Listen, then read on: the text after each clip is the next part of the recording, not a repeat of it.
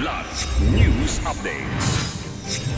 Mga balita ngayon, bilang ng mga biktima sa pamamaril sa isang eskwelahan sa Tacloban, umakyat na sa 22, 4 na ang nasawi. Mga opisyal ng DepEd binisita ang mga biktima. Patrol vessel ng China sa Zambales itinaboy ng PCG.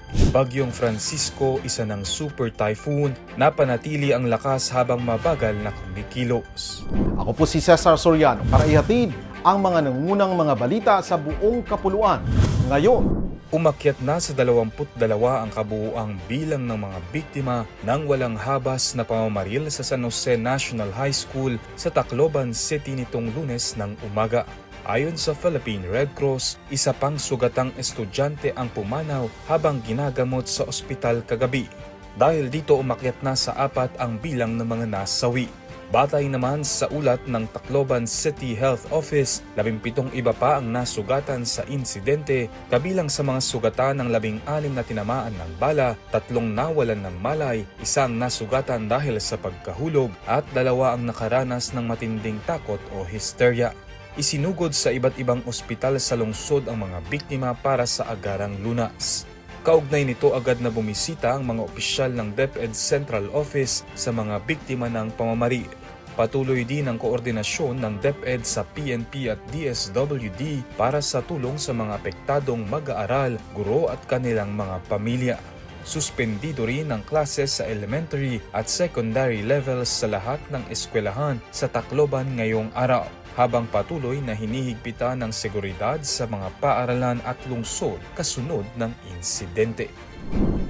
Tinaboy ng Philippine Coast Guard o PCG ang China Coast Guard Vessel 5304 matapos mamata ang iligal na naglalayag sa loob ng Exclusive Economic Zone o EEZ ng Pilipinas sa karagatang malapit sa Zambales. Ayon sa PCG, idineploy ang BRP Malabrigo at isang maritime patrol aircraft upang bantayan at paalisin ang barko ng China. Mula pa noong Hunyo 16 ay paikot-ikot na umano sa pagitan ng 27 hanggang 45 nautical miles sa kanlurang bahagi ng Luzon ang naturang barko. Ayon pa kay PCG spokesperson Commodore J. Tariela, ilang beses nilang hinamon sa radyo ang Chinese vessel, ngunit hindi ito tumugo. Patuloy namang binabantayan ng PCG ang aktibidad ng dayuhang sasakyang pandagat sa loob ng karagatang sakop ng bansa. Ganap nang naging isang super typhoon ang Bagyong Francisco habang mabagal na kumikilos sa karagatang silangan ng Northern Luzon ayon sa Pag-asa. Huling namataan ng sentro ng bagyo, kulang-kulang 400 kilometers silangan ng Apari, Cagayan.